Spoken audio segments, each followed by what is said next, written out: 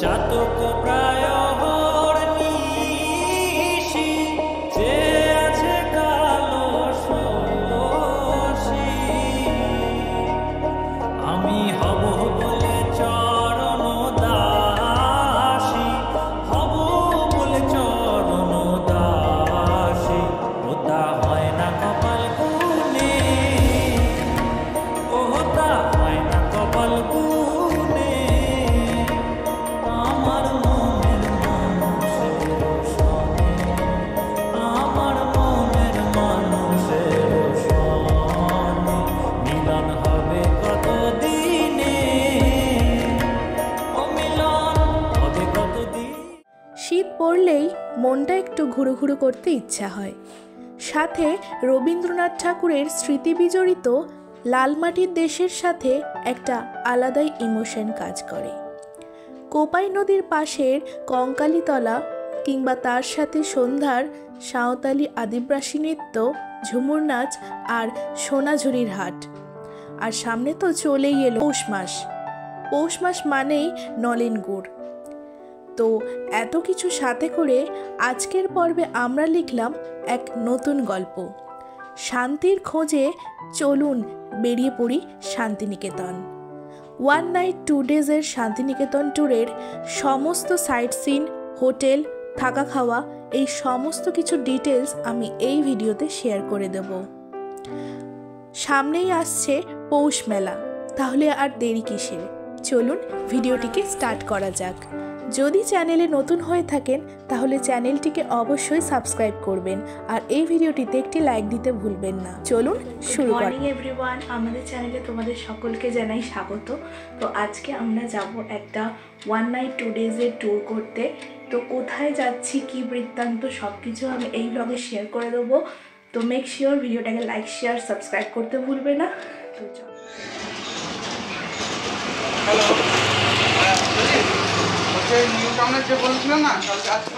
এখন আজকেই যাচ্ছি শান্তিনিকেতন।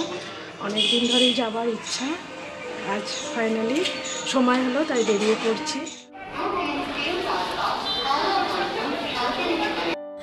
আমাদের ট্রেন ছিল সকাল 10টায় হাওড়া থেকে 12337 শান্তিনিকেতন এক্সপ্রেস। ট্রেনটি হাওড়া থেকে ছেড়ে যাওয়ার পর মাঝে রয়েছে দুটি ইন্টারমিডিয়েট স্টেশন, বর্ধমান এবং গুসকারা। ট্রেনটি বোলপুর শান্তিনিকেতনে পৌঁছানোর এক্স্যাক্ট টাইম হচ্ছে 12:15। 2A সিটের প্রাইস হচ্ছে 95 এবং সিসি হচ্ছে 315। এছাড়া হাওড়া থেকে আরও অনেক ট্রেন যেমন new Jalpaiguri Vande Bharat express, Kulik express আর শিয়ালদা থেকে মাতারা এক্সপ্রেস এগুলি ছাড়ে। আপনারা একটু সকালে পৌঁছানোর চেষ্টা করবেন, তাহলে পুরো দিনটা আপনারা সাইট সিনে দিতে পারবেন। এখন বাজে 10টা 19 আর আমাদের ট্রেন মোটামুটি ছেড়ে দিয়েছিল 5 মিনিট আগেই। এখন এই হাওড়া গুডস কেবিনটা পার করছি। টাইমেই ট্রেনটা ছেড়েছে, এবার যদি ঠিক টাইমে পৌঁছায় তাহলেই সব কিছু ঠিক থাকবে। দেখা যাক কখন পৌঁছায়।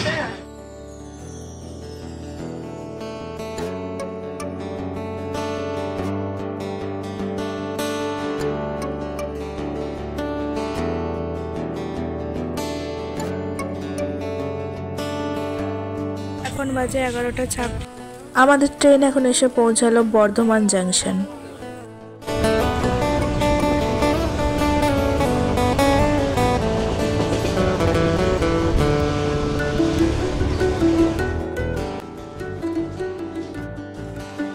ঘড়িতে এখন বাজে 12টা 15 আর ঠিক 12টা 15তেই নির্ধারিত সময়ে আমাদের শান্তিনিকেতন এক্সপ্রেস এই স্টেশনে, বোলপুর স্টেশনে আমাদের নামিয়ে দিল।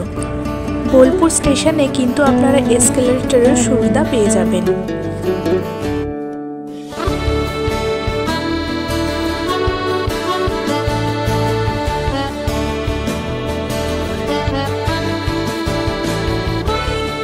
স্টেশন চত্বরের বাইরে বেরোলেই আপনারা দেখতে পাবেন প্রচুর পরিমাণে এখানে টোটোর কিন্তু ব্যবস্থা রয়েছে। আপনারা যদি আপনাদের কোনো হোটেল আগে থেকেই বুক করে রাখেন তাহলে কিন্তু আপনাদের সেই জায়গায় টোটোওয়ালারা পৌঁছে দেবে। মাথাপিছু ভাড়া পড়তে পারে প্রায় 20 থেকে 15 টাকা পর্যন্ত। তো আমরা এখানে একেবারে টোটোওয়ালাদের সাথে কিন্তু কথা বলে নিয়েছিলাম। সাইট সিন প্রভৃতির ডিটেলসও কিন্তু আমরা একেবারেই এখান থেকে বুক করে নিয়েছিলাম আমাদের একটি টোটো। এই টোটোটি আমাদের ড্রপ করবে আমাদের হোটেলে, তার সাথে ঘুরিয়ে দেখাবে শান্তিনিকেতনের সাইট সিনগুলি। প্রাইস পড়েছিল 1800 টাকা পিক আপ এবং ড্রপ নিয়ে।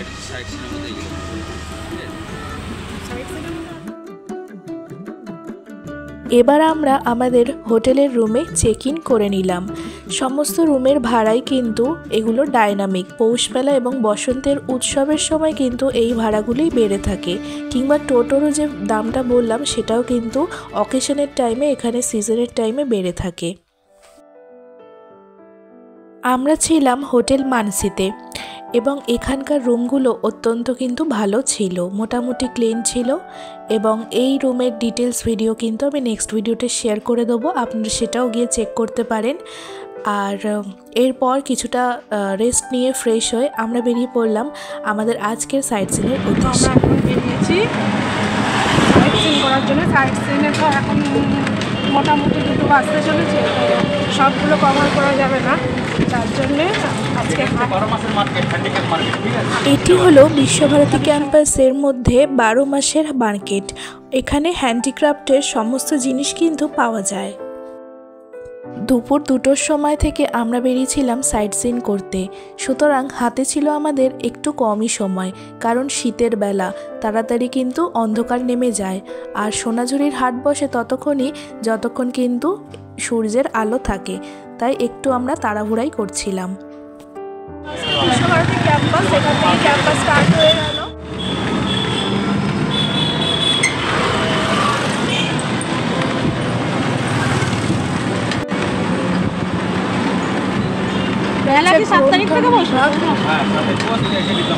তো যেমন আপনারা শুনে নিলেন, পৌষ মেলা এবারে বসছে 7ই পৌষ, অর্থাৎ 23শে ডিসেম্বর থেকে এই বিশ্বভারতী প্রাঙ্গণের মাঠেই বসবে।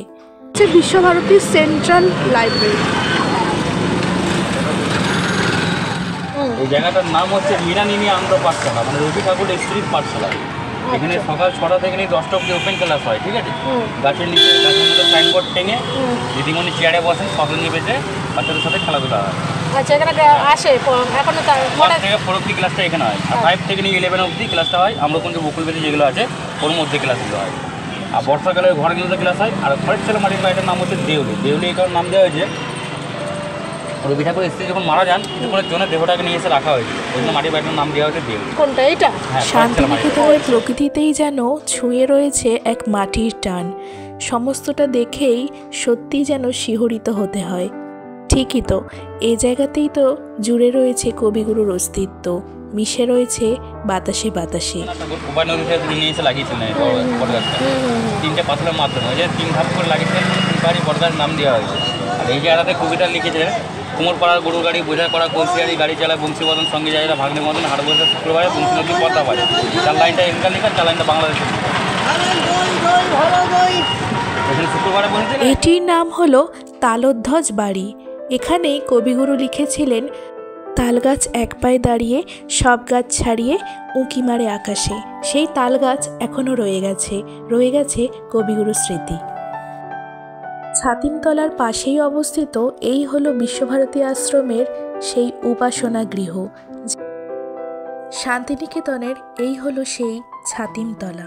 কথিত আছে, মহর্ষি দেবেন্দ্রনাথ ঠাকুর যখন রায়পুরের জমিদার বাড়িতে নিমন্ত্রণ রক্ষা করতে এসেছিলেন, তখন এই ছাতিমতলায় কিছুক্ষণের জন্য বিশ্রাম করেছিলেন এবং এখানেই তিনি তার প্রাণের আরাম, মনের আনন্দ এবং আত্মার শান্তি পেয়েছিলেন।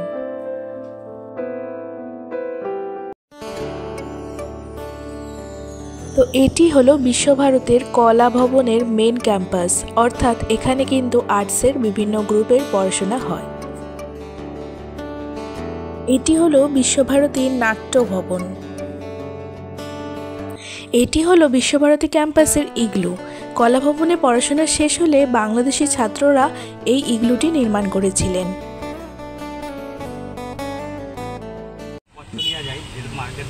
এগুলি হলো শিল্পী নন্দলাল বসুর নির্মিত স্থাপত্য ভাস্কর্য শিল্প। এখানে একটি সাঁওতাল পরিবারকে চিত্রিত করা হয়েছে। বন্যায় ভেসে যাওয়ার সময় এই প্রেক্ষাপটটি উপস্থাপন করা হয়েছে। কথিত আছে এই জায়গাতেই রবীন্দ্রনাথ ঠাকুরের পালিত কন্যা 19 বছর বয়সে বিবাহের পর এই স্থানেই মারা যান। এখানে আরও কয়েকটি রামকিঙ্কর বেইজ এবং নন্দলাল বসুর স্থাপত্য ভাস্কর্য রয়েছে। এগুলোর মধ্যে কয়েকটি চুন সুরকি দিয়ে আবার কয়েকটি গাছ কেটে বানানো হয়েছে।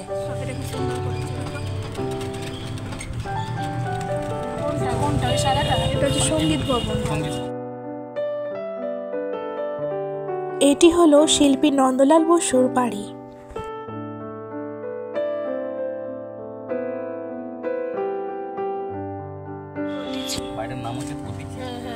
এটি হলো বিশিষ্ট অর্থনীতিবিদ অমর্ত্য সেনের বাড়ি, প্রতীচি। এরপর আমরা চললাম সৃজনী শিল্পগ্রামের উদ্দেশ্যে।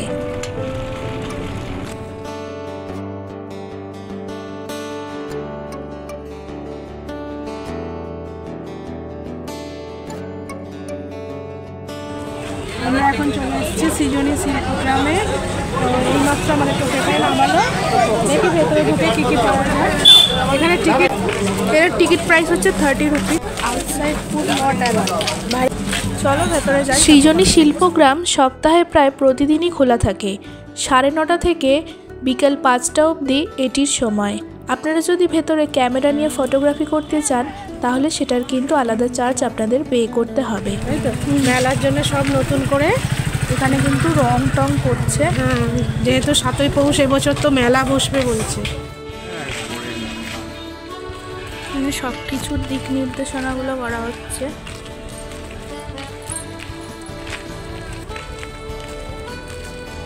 এখানে কিন্তু টয়লেটের ব্যবস্থাও রয়েছে।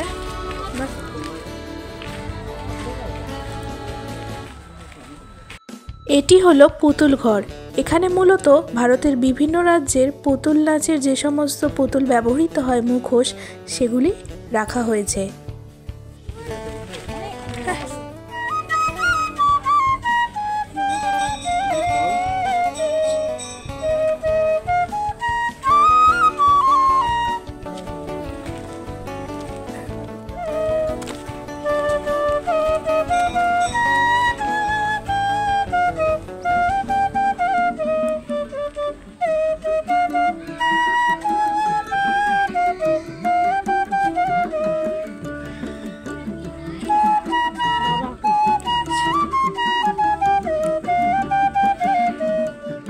সৃজনী শিল্পগ্রাম মূলত ভারতের বিভিন্ন রাজ্যের আঞ্চলিক সাংস্কৃতিক দিকগুলিকে ফুটিয়ে তোলার জন্য নির্মিত হয়েছে।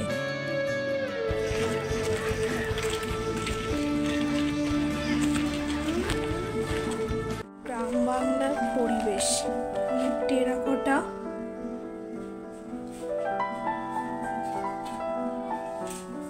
সমস্ত গ্রাম বাংলার পুরাতন যে শিল্পগুলো হারিয়ে যেতে বসেছে সেগুলো কিন্তু এখানে সংরক্ষণ করা আছে। পুরো ফ্লোরিংটা কিন্তু একদম মাদুর দিয়ে করা। সমস্ত বেতের জিনিসপত্র, তার সাথে মাটির যে জিনিসপত্র দিয়ে করা, এগুলো সব বেত মনে করা না? এগুলো সবই বেতের জিনিস। কুনকে, এগুলো কিন্তু বেত পাকিয়ে পাকিয়ে এরকম করা আছে। সবই পুরোনো দিনের হারিয়ে যাওয়া জিনিস, যেগুলো গ্রাম বাংলার হারিয়ে যাওয়া জিনিস। কেমন লাগছে মোটামুটি ঘুরতে এসে? খুব ভালো লাগছে। এরকম মানে এক্সপিরিয়েন্স তো পাওয়া যায় না। সচরাচর বাদ্যযন্ত্র ইউজ করা হতো আগেকার দিনে, সেইগুলো রয়েছে। আর এই হচ্ছে টেরাকোটার সেই ঘোড়া, যেটা খুবই বিখ্যাত। হাতি, ঘোড়া, তারা আমরা তো ঠিক জানি না। এখানে একটু লিখে দিলে সব থেকে ভালো। লেখাও নেই, তবে এই মানে তার বিশিষ্ট যে বাদ্যযন্ত্রগুলো হয় সেগুলো।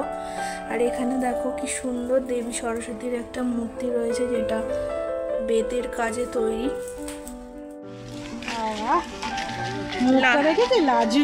লজ্জাবতী বউ।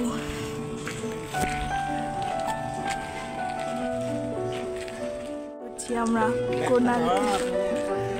এটা হচ্ছে উড়িষ্যার মন্দিরের আদলে তৈরি, যেখানে কিন্তু এখানে রয়েছে প্রভু জগন্নাথ, বলরাম আর সুভদ্রা দেবী।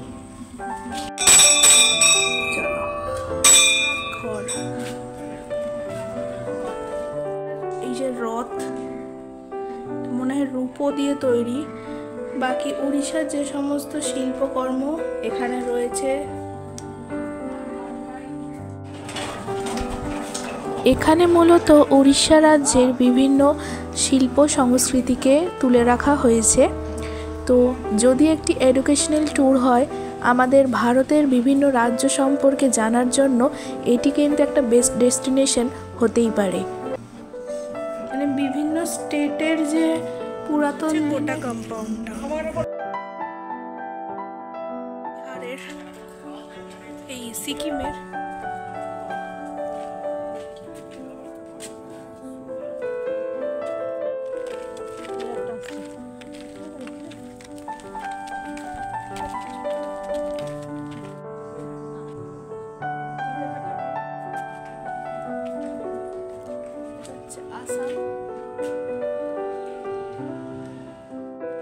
ভারতের টোটাল 28টি রাজ্য এবং 8টি ইউনিয়ন টেরিটরিজ সবকটি মোটামুটি এখানে পোর্ট্রে করা আছে।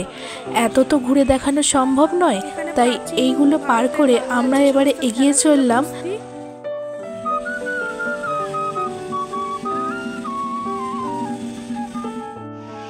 এখানে বাবুই পাখির বাসার আদলে পোর্ট্রে করা আছে।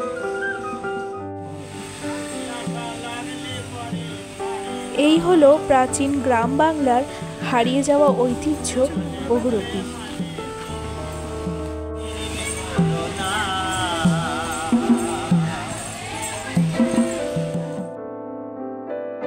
এই শিল্পগ্রামের মধ্যেই আদিবাসী লোকনৃত্য হয়ে থাকে। আপনারা চাইলেও এনাদের সাথে পায়ে পা মেলাতেই পারেন, আর খুশি হয়ে আপনারা যেটা পারেন এনাদের সাহায্য করতেই পারেন।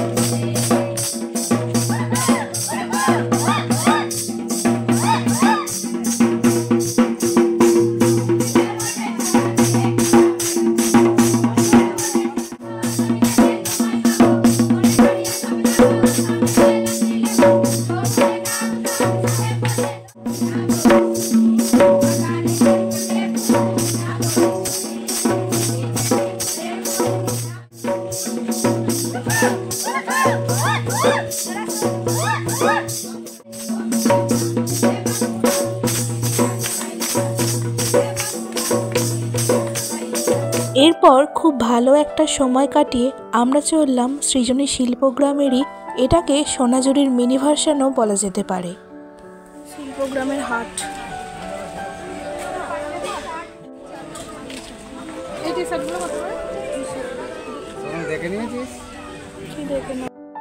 জ্ঞান দেবেন না প্লিজ।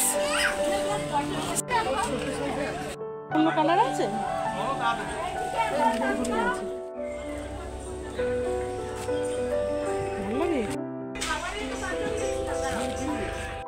সাদা মনে কাদা নেই। সাদা মনে কাদার এই কটা কালার আছে, ঠিক আছে। এখানে বিভিন্ন ধরনের জামা কাপড় যেমন কুর্তি, প্লাজো, ছেলেদের পাঞ্জাবি, এছাড়া কাঁথা স্টিচ শাড়ি, অন্যান্য ধরনেরও শাড়ি প্রভৃতির দোকান কিন্তু এখানে বসেছে। তার সাথে সাথে কিন্তু নানা ধরনের ব্যাগের কালেকশনও এখানে রয়েছে। এছাড়া আপনারা যদি জুয়েলারি লাভার হন তাহলে কিন্তু এখানে একবার আপনাদের আসতেই হবে। টেরাকোটার বিভিন্ন জুয়েলারির সাথে সাথে টেরাকোটার বিভিন্ন অন্যান্য শোপিসও এখানে বিভিন্ন জায়গায় বিক্রি হচ্ছে।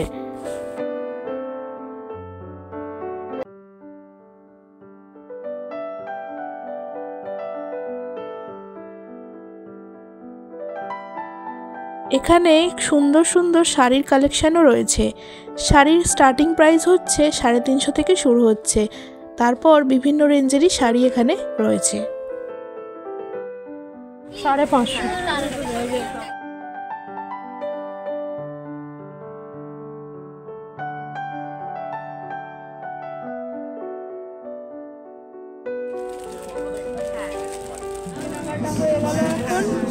এবার আমরা যাব হচ্ছে, আমাদের মোটামুটি কেনা হয়েই গেছে। একটা শাড়ি কিনলাম, আর কিনলাম আমার একটা জামা কিনলাম। আজকের ট্যুরটা শেষ করলাম সৃজনী শিল্পগ্রাম দিয়েই। যেহেতু বিকেল গড়িয়ে সন্ধ্যা হতে চলল, তো কাল বেরিয়ে পড়ব আবার এক নতুন গন্তব্যের উদ্দেশ্যে। তো যদি ভিডিওটি ভালো লেগে থাকে তাহলে আমাদের চ্যানেল ট্যুরিফাই বাঙালি অবশ্যই সাবস্ক্রাইব করবেন, আর ভিডিওটিতে একটি লাইক দিতে ভুলবেন না। দেখা হচ্ছে খুব তাড়াতাড়ি একটি নতুন ভিডিওর সাথে। ততদিন ভালো থাকবেন, সুস্থ থাকবেন। ধন্যবাদ। কেমন লাগছে? দারুণ চা, দারুণ। দারুণ চা। আপনার এই চা খেয়ে দেখো। যেখানে আমরা চা ওখানে পাই না এরকম। খেয়ে দেখাও। ক টাকা? এটা মাত্র 10 টাকা খেয়ে দেখো। তৈরি করে দিল। আহ